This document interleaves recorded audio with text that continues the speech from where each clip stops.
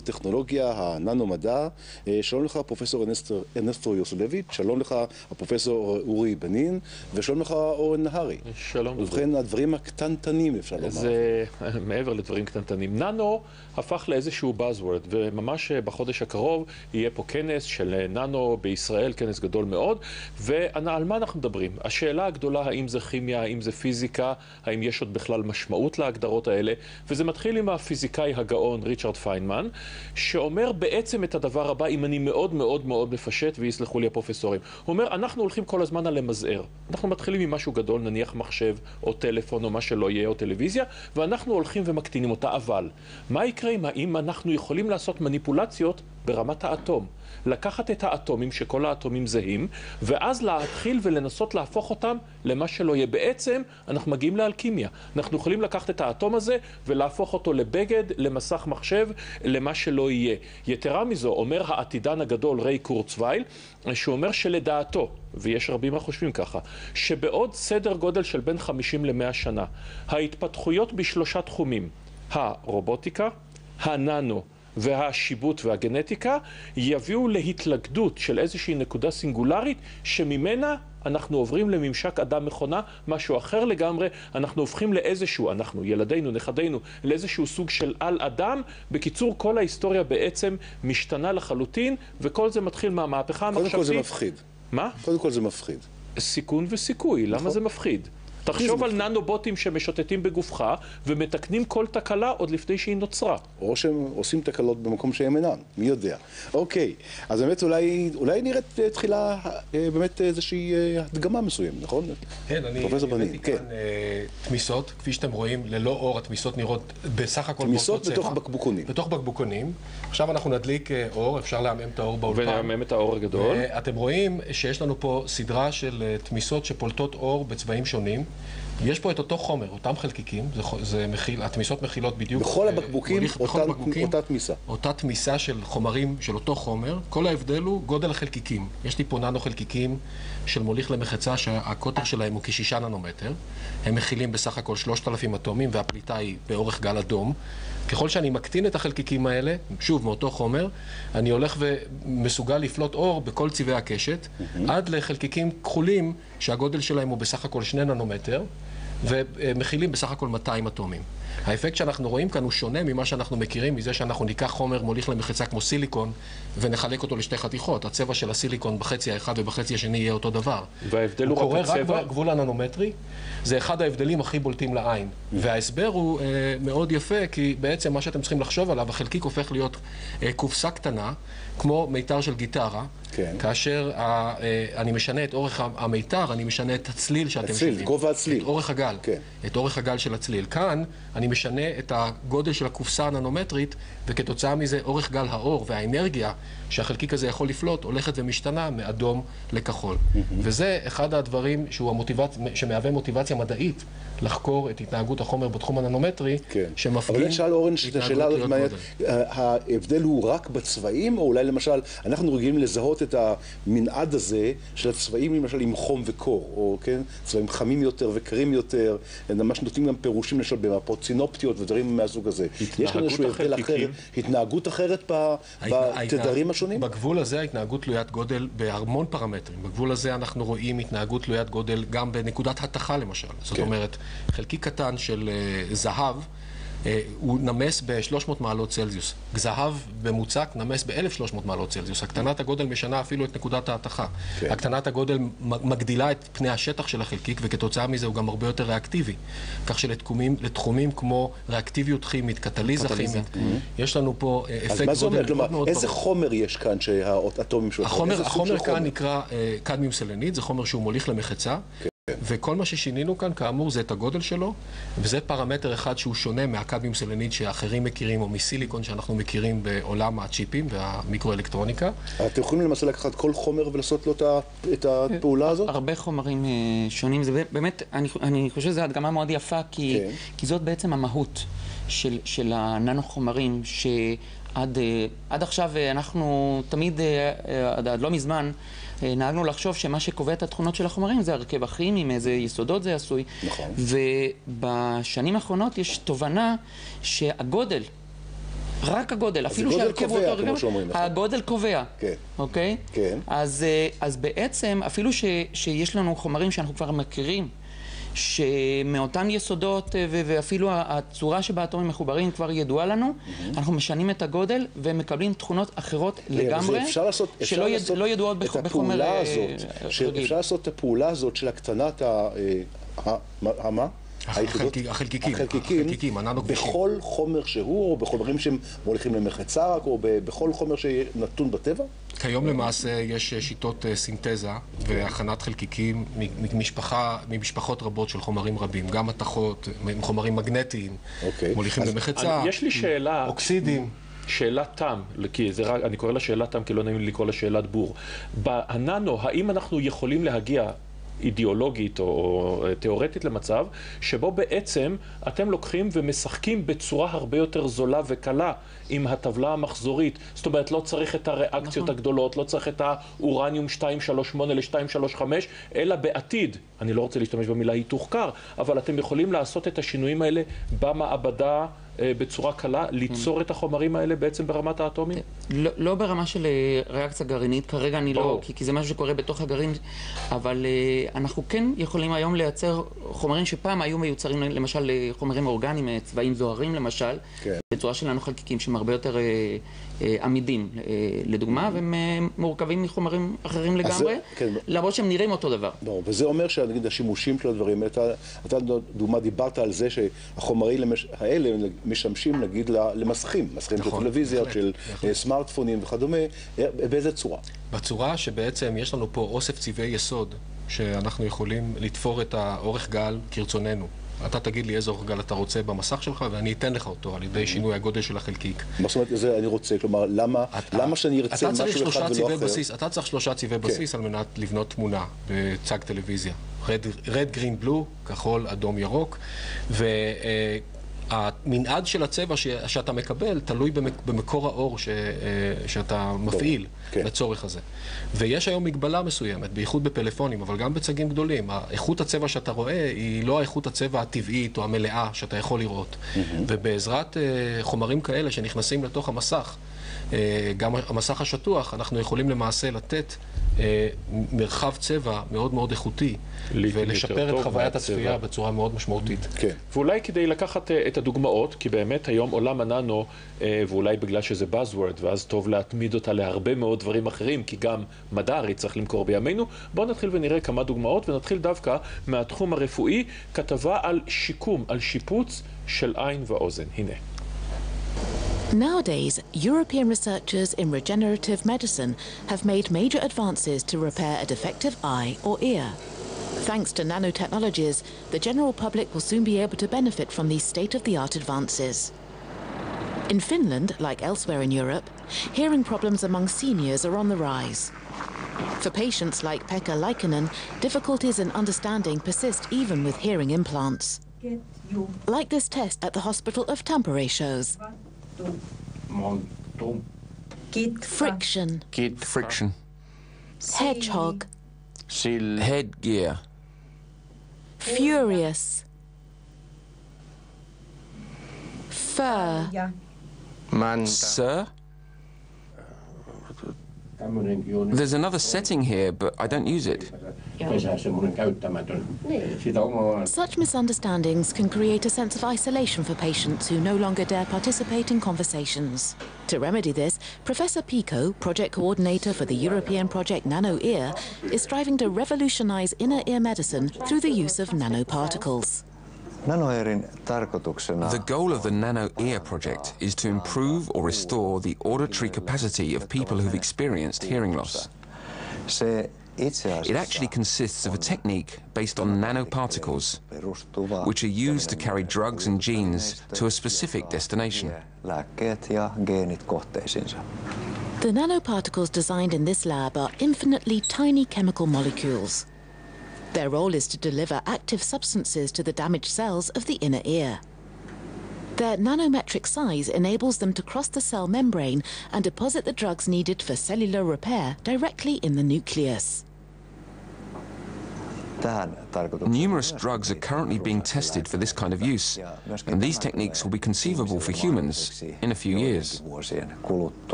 While waiting to move on to clinical trials, the composition of nanoparticles is verified through hearing tests carried out on unconscious rats. Another country, another organ. In France, nanotechnology is once again being called upon for the fabrication of artificial retinas.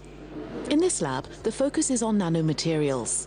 These materials are well tolerated by the organism and transmit electrical information to the retina. When this chip is implanted in the eyes of blind patients, they recover a simplified form of vision. We need a material that's biocompatible. We here at the DREAMS project are working on diamonds. This diamond is used directly as a semiconductor. In other words, it's a material that's electrically conductive, but not too much, and which can directly stimulate the cells of the retina. The diamond used to coat the implants isn't a precious stone, but a synthetic material produced in this machine. With this procedure, we make a diamond that can be even purer than a natural diamond. It's actually an assembly of tiny nanometric diamond crystals stuck together to form a whole, a continuous diamond film. This implant, no bigger than the head of a pin, is connected to a power source. It was tested at the INSERM on retinal cells to make sure it could electrically stimulate the retina to replace the action of the photoreceptors.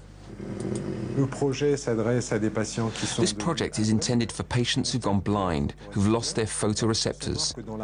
There are several layers of neurons in the retina, and when the photoreceptors deteriorate, there are only 2 layers of neurons left. The idea of the retinal prosthesis is to electrically stimulate these layers of neurons so they can send visual information to the brain. The European DREAMS project team isn't there yet, but an experiment conducted with an American prosthesis that was implanted in 30 subjects has proven the procedure functions. The sole drawback, with just 60 pixels to compose the image, only shapes and colors can be recognized. The nanodiamond will increase resolution to 1000 pixels, finally allowing patients to get around on their own. וכמובן שורה של מחקרים דודו בכל הנושאים הרפואיים, אגב, גם בישראל שמובילה בתחומים האלה, מיד נשמע מאורחנו, למשל על איך מחזירים תחושה לאצבע או ליד שנחרטה באמצעות ננו, ועדיין בתחום הרפואי על הנושא שגם כן עוסקים בו בישראל, אבל יש לנו את הכתבה מאירופה, על הנושא של אף מלאכותי שמריח סרטן. הנה. Prostate cancer is the second leading cause of cancer deaths in men. And there's a 1 in 5 chance of being diagnosed with prostate cancer in men over 50. The problem is that few men go for a preventive medical checkup. The late detection of prostate cancer often means the removal of a part or the whole organ. But there's hope. At the Parc Scientific de Barcelona, a new artificial nose is being developed within the European research project BOND. Nanotechnology makes it possible to attach chemical sensing elements on electrodes, which then detect odorant molecules.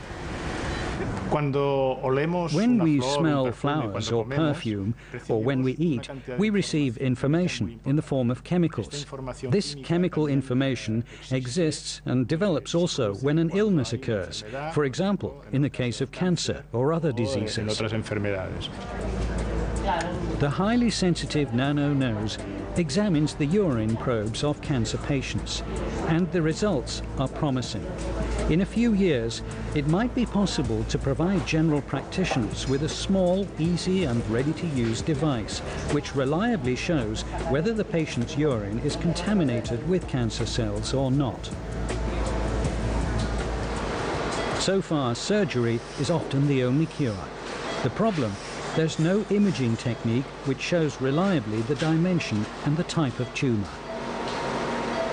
But scientists at the European research project Adonis are working on a new way to visualize tumors.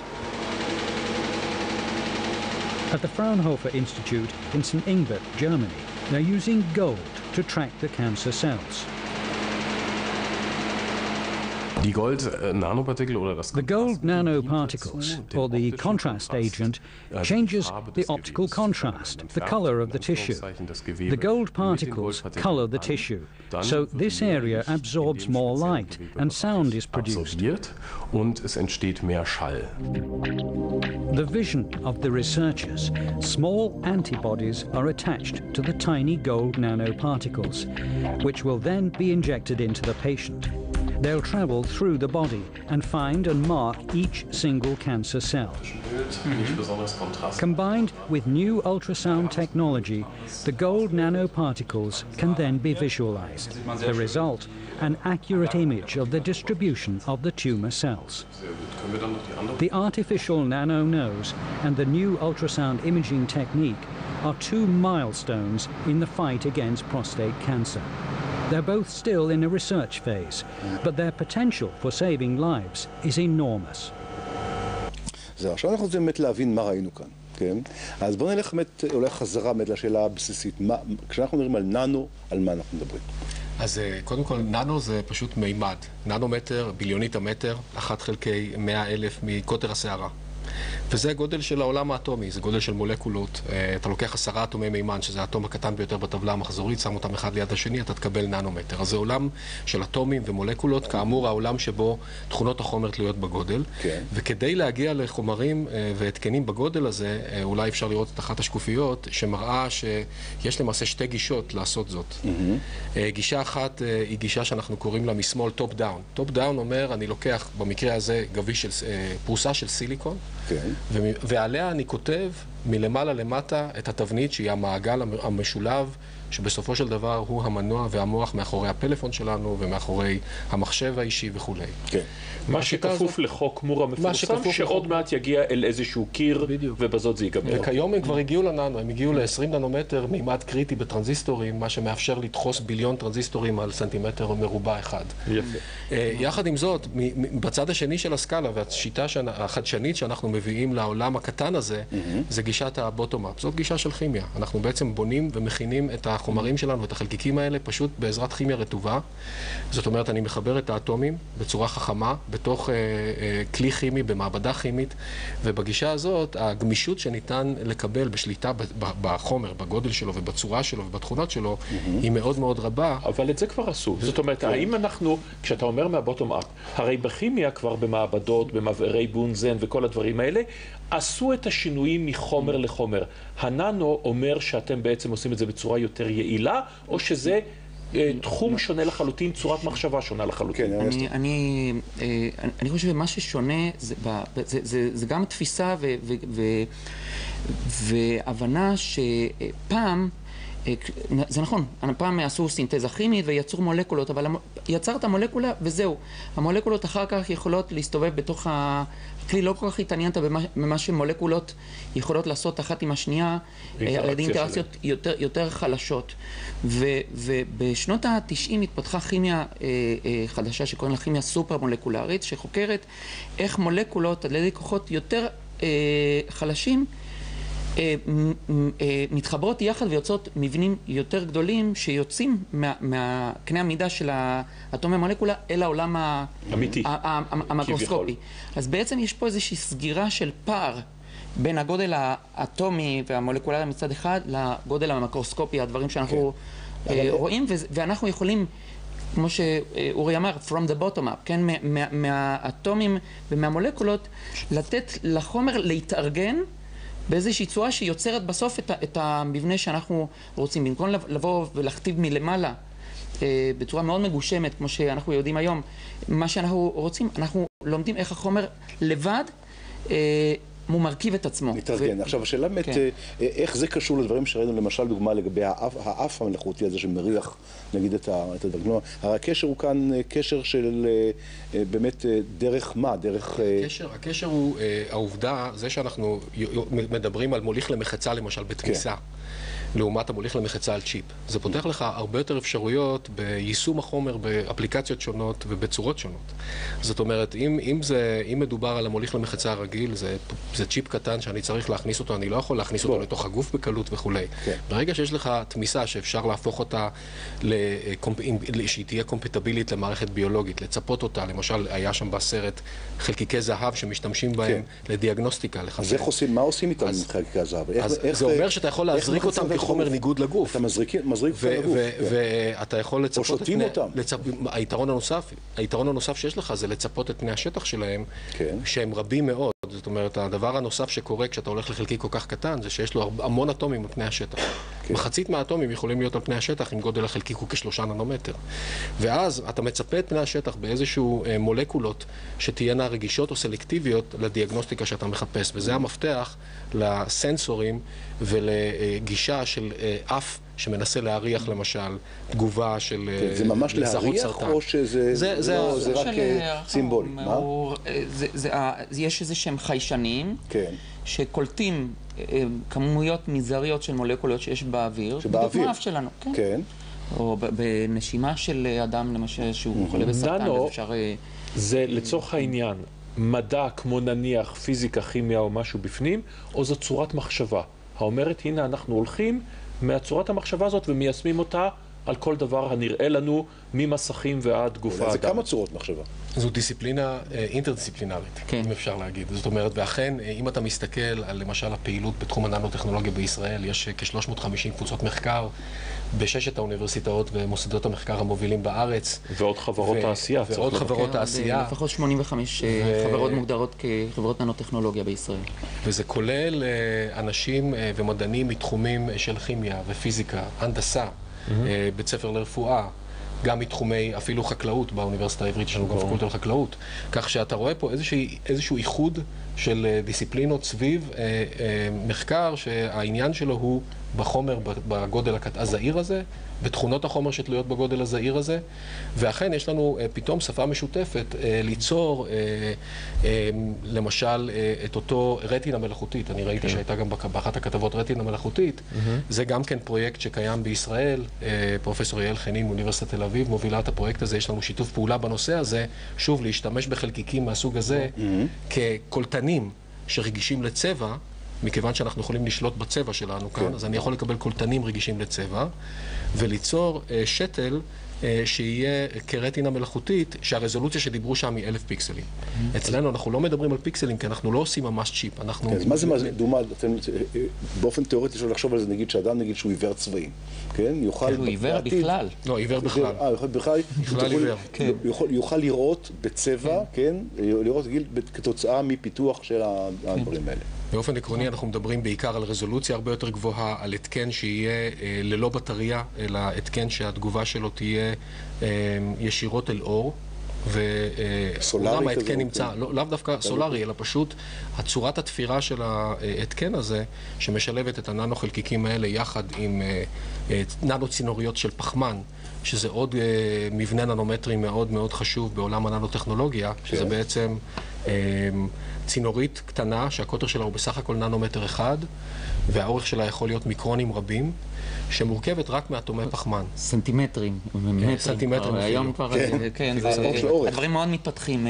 בדיוק. יש חברה, פלסן בקיבוץ סאסא בצפון, שרכשו רישיון של פטנט מקיימברידג' ומייצרים היום ממש בכמות מסחרית סיבים של ננו צינורות פחמן שהם חזקים, זה החומר הכי חזק שקיים. למה השימוש שלהם? אז למערכות מיגון למיניהם, בעיקר צבאיות, אבל זה גם לשימושים אחרים. זה חומר שהוא יותר קשיח מיהלום, וזה הסיב הכי חזק שקיים,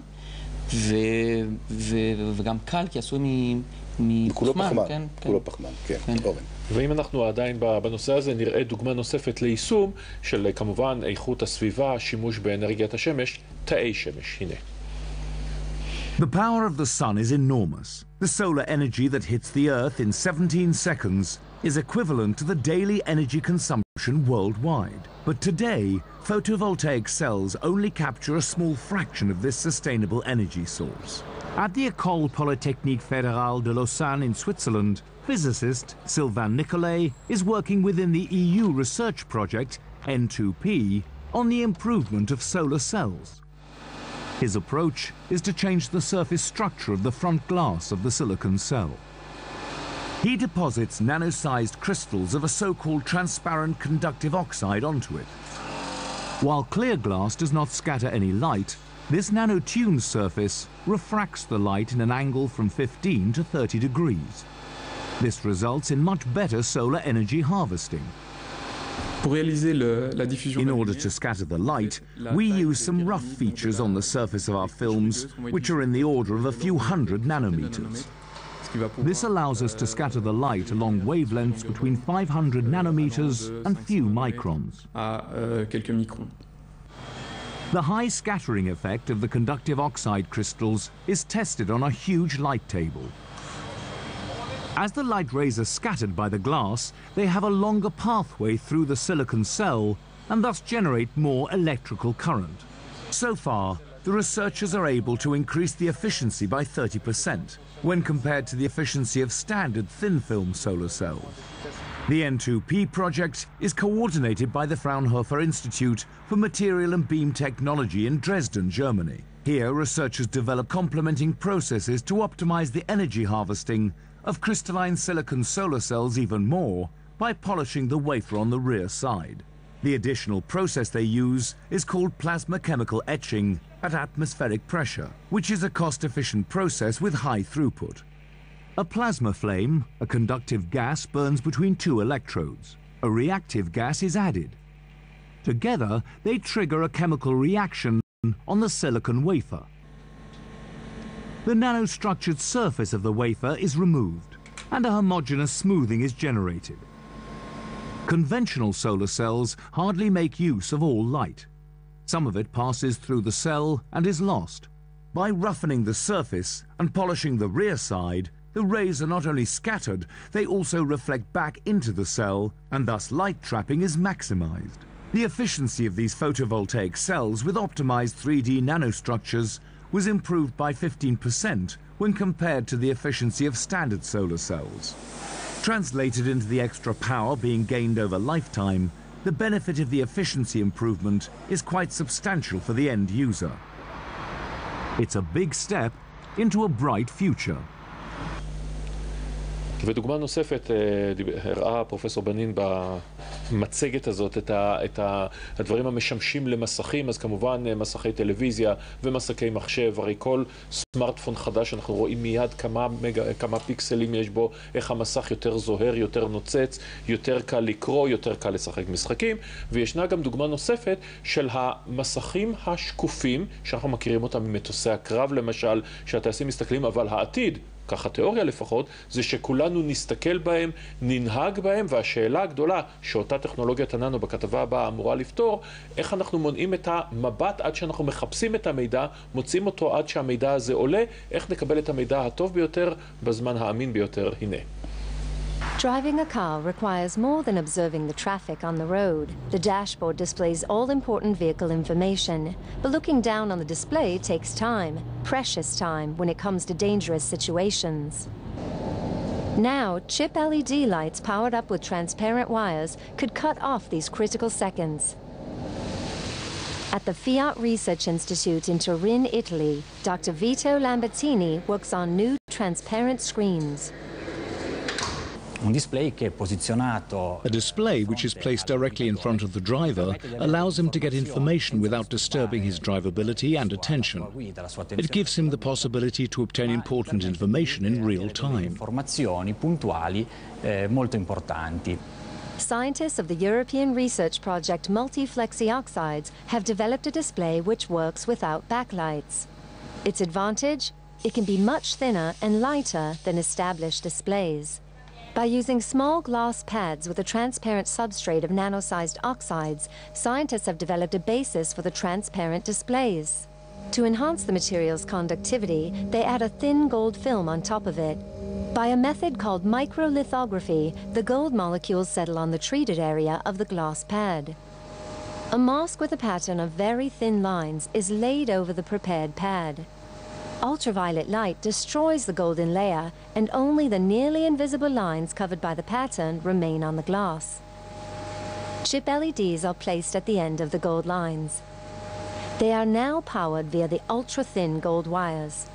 Scientists in Italy have tested this technology both on glass and on flexible plastic substrates.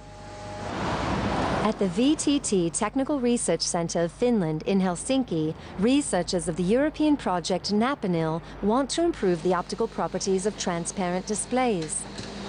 With a new technology called nano-imprinting, they produce complex surfaces capable of mastering light, optimizing it, and thus reducing energy costs. The screen, integrated into the windshield, is of course a relatively complex application. Our goal in this project is to improve productivity and lower costs through the efficient utilization of nano-imprinting techniques. During nano-imprinting, a nano-sized silicon stamp is replicated to produce a larger imprinted surface of 3 by 3 millimeters.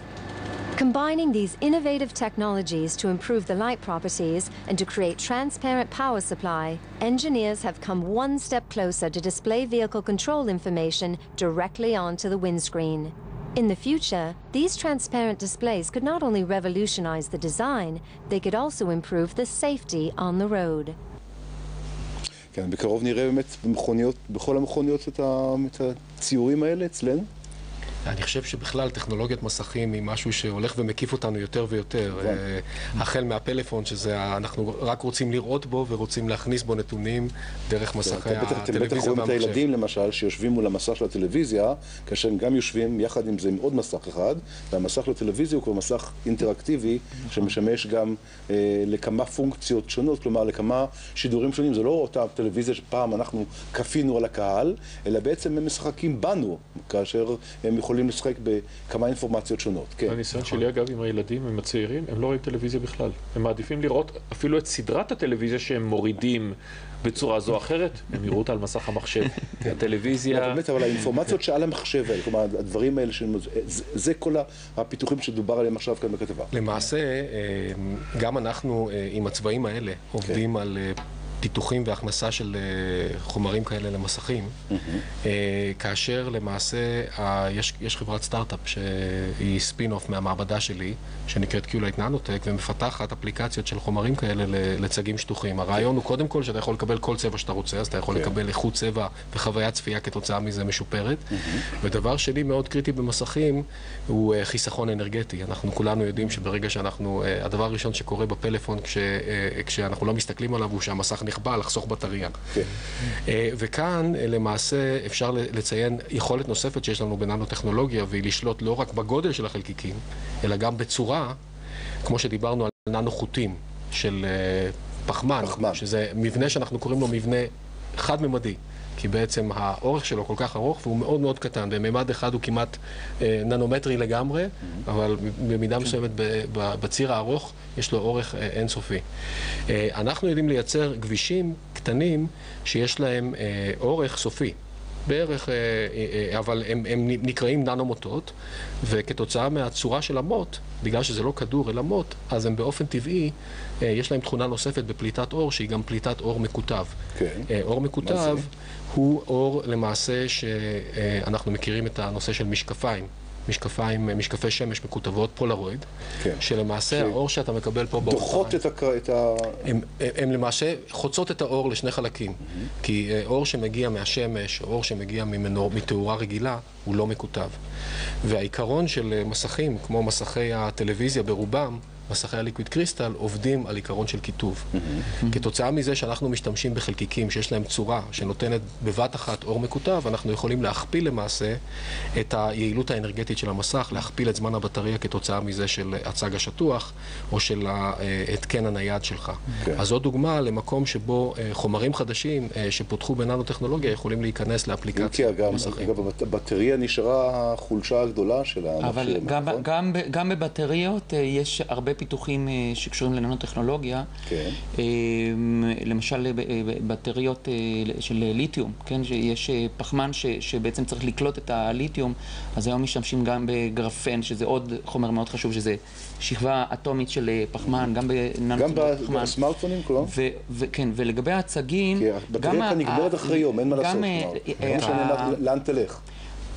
ליצור זכוכית שהיא שקופה ומוליכה, זה גם איזשהו אתגר. היום משתמשים בשביל זה ביסוד שנקרא אינדיום, שהוא יסוד מאוד יקר וגם רעיל, אז למשל בחברת סמסונג החליפו את האינדיום אוקסיד בננו צינורות של פחמן. זה פחמן, זה חומר לא רעיל, הרבה יותר זול, וזה גם עובד... פרופסור יוסלביץ', אני רוצה לשאול אותך, או את שניכם לצורך העניין, האם אנחנו יודעים, דיברנו על הסמארטפונים, שבסמארטפונים אולי שוב מגיעים לאיזשהו קיר, מכיוון שמשתמשים בהם באותם מה שנקרא המתכות הנדירות, שיש אותן בעצם בשני מקומות בעולם, בקונגו ובסין. ננו זה דבר שיכול לפתור את הנושא הזה, להפוך, זאת אומרת בעצם לייצר את המתכות האלה במעבדה לצורך העניין? אני מאמין שכן, אני חושב שמה שאמרתי... עובדים בכיוון הזה? כן, כן, בהחלט עובדים, והרגע נתתי דוגמה לגבי המסכים, אבל אותו דבר גם לגבי בטריות. מה שאני חושב שצריך להבין במהות של ננו-טכנולוגיה וננו-חומרים, אנחנו לא רק באים לעשות משהו שנעשה קודם בצורה יעילה יותר, אנחנו יוצאים חומרים חדשים, עם תכונות חדשות לגמרי. וזה צריך להחזיר אותנו, קודם כל, מה זה חומרים ומה החשיבות של החומרים. אם אנחנו מסתכלים ככה מסביב, כן, פה באולפן, כל הטכנולוגיה, כל העולם מסביבנו, זה דברים שנבנו מחומרים שאנחנו גילינו ופיתחנו במשך הרבה שנים. ברגע שיש לנו חומרים חדשים, זה תמיד מאפשר טכנולוגיות חדשות, ויש הרבה דברים בלתי צפויים. למשל, תן לנו ככה דוגמה בלתי צפויה, כלומר שלא היינו חושבים עליה. דוגמה שאני יכול לתת בלתי צפויה, זה דוגמה של ריאקטיביות של זהב. אתה יודע שזהב, אנחנו עושים ממנו תכשיטים, משתמשים בו במגעים אלקטרוניים, מכיוון שזו מתכת אינרטית, היא לא מגיבה בתגובות כימיות. אבל מסתבר שאם לוקחים זהב מאוד מאוד קטן, בחלקיק מאוד קטן של זהב, קלאסטר של זהב שמכיל כמה מאות אטומים, יש לו פתאום ריאקטיביות כימית שמאפשרת לו לשמש כקטליזטור, כזרז לתגובות כימיות. עכשיו, זו תופעה מפתיעה, יש מסתבר איזשהו גודל מסוים, זה קשור לעובדה שיש כל כך הרבה אטומים על פני השטח, והריאקציה הכימית מתרחשת על פני השטח. על מה זה יכול להשליך? בכל רכב יש ממיר קטליטי, למשל, שהתפקיד שלו זה להמיר את גזי הפליטה הרעילים במהירות רבה לגזים בלתי רעילים, גם לאטמוספירה וגם לאדם, למשל, פחמן חד-חמצני ל-CO2, לפחמן דו-חמצני, וזה צריך לקרות מאוד מהר וביעילות רבה. אז אני לא יודע אם יצא לך להחליף את הממיר הקטליטי באוטו, אני מקווה שלא, כי זה אובייקט שעולה כמה אלפי שקלים טובים. יש שם רשת עדינה שמצופה בפלטינה. פלטינה מתכת מאוד יקרה, הרבה יותר יקרה מזהב אגב. אם אפשר יהיה להחליף את הפלטינה הזאת בזהב, ננומטרי קטן, הרי שגם יכול להיות שנקבל יעילות גבוהה יותר של הממיר הקטליטי, וגם נוזיל את המחיר שלו. אז זו תכונה מפתיעה שלא היית מצפה שתקרה בחומר כמו זהב. אבל חומרים בכלל... על בכלל שימוש בחומרים, הפילוסופיה לחומרים. אבל רוב החומרים... הרבה מהחומרים האלה... שיכול להפוך לזכוכית. מי היה יכול לעלות בדעתו דבר כזה? אם ניקח דוגמה היסטורית. ננו צינורות של פחמן התגלו גם בטעות. מי שממש פיתח את זה, זה חוקר יפני. אני ישבתי פעם איתו, זה היה נורא מעניין, בשייט, והוא סיפר לי איך בטעות הם גילו, והוא חשב שזה היה לכלוך בהתחלה. הוא ראה את זה במיקרוסקופ האלקטרוני, והוא האשים את האנשים שעבדו לפניו, וחשב שהשאירו לכלוך. הלכלוך הזה התגלה כננו צינורות פחמן. קצת כמו שגילו את הפניצילין, לא אתה זוכר? נכון, או את ההליקובקטר פילורי, או מה שלא יהיה. ואם אנחנו מדברים על יעילות, ואם אנחנו מדברים על ניצול, ניקח דוגמה שלכאורה כמעט למה להתעסק איתה. הכוער של האוניות מתכסה בשבלולים, בפלנקטון, מה שנקרא... עצות. כן, עצות, כל דבר שלא יהיה. מתברר שברגע שמטפלים בהם באמצעות ננו, בצבעים מיוחדים שלא נדבק כלום, יעילות הנסיעה, השייט של האוניות, עולה ב100%. שזה חיסכון של עשרות מיליארדי אירו בשנה, אבל כמובן מדובר פה באלפי ועשרות אלפי טונות של פחמן דו-חמצני שלא נפלט לאטמוספירה. היעילות הזאת בכל התחומים, בואו נראה את הכתבה. A boat in the sea is an ideal target for all sorts of marine organisms looking for somewhere to settle. After just a few months in the water, the hull of a boat could look like this. So here we start to see typical shell fouling. We've got sea squirts. This is another solitary animal fouling species, and tube worms and barnacles. You can imagine if you're going along in a boat with all this on the outside of it, then it slows down the vessel. And if you want to go faster, then you have to use more fuel. So that's not very good, both in terms of economically and environmentally. You're burning a lot more fuel. Biofouling is a huge problem. A heavily fouled ship may use up to 40% more fuel just to maintain speed. It's estimated that the specialised paints, which reduce fouling, save ship owners €20 billion a year and prevent nearly 400 million tonnes of greenhouse gases from being released into the atmosphere. The aim today is to develop a new generation of non-toxic paints, which will be more efficient. That's the challenge that has been taken up by a major European research project known as AMBIO. Well, the purpose of the project is to find a range of novel nanotechnology-based solutions to coatings that control marine fouling, but without the use of biocides. And biocides are compounds which kill organisms. The purpose of AMBIO is to find coatings that work by reducing the adhesion strength of organisms so that they come off in the water, but without killing them. That adhesion takes place through the use of adhesive proteins. These proteins have components in them which are effectively nanoscale. And so, if you have a nanoscale problem, you need to look for nano-sized solutions. One of the experts in nanotechnology working with the project is Professor Galli. He has come up with a formula for a new nanostructure coating which is showing considerable promise. Well, it's strange enough. It is kind of sticky, so which is kind of contradiction that our material should be rather to be slippery, so that the organisms that sticks on here, but then they move around and they are dislodged simply by brushing or by gently touching them. And this is because this is amphiphilic and nanopatterned. The amphiphilic molecules in the coating have a curious relationship with water. Part of the molecule is hydrophilic, so it attracts water molecules. Part is hydrophobic and pushes them away. This amphiphilic combination produces a nanoscale pattern which barnacles and algae find extremely difficult to stick to. Tests of these coatings in the laboratory have been very encouraging. What we found is they perform very well. They effectively like non-stick surfaces, so if you apply pressure to them, the barnacles just slip off. So we were very pleased about the performance in what is a relatively short time frame that the AMBIO program had. Today, the coating has moved out of the laboratory and into the hands of another partner of the AMBIO program, International Paint. They have been testing its performance in real conditions in the sea near Plymouth. This is an example of an AMBIO type product. When a vessel starts to move, the water rushes past the panel and removes the fouling, so the fouling can just slide off the panel. I can demonstrate, for example, how easy it is to remove the fouling from these coatings. So you can see that if the vessel's moving, then the fouling can fall off that coating. These barnacles just fall off. Okay. So you can see the barnacle's still alive, actually, but it can't stick to the coating because of the properties of the coating. It will take several years of testing before the coating can become a commercial product. But AMBIO is already a prime example of the way European nanotechnology research can provide novel solutions which are both effective and safe for the environment.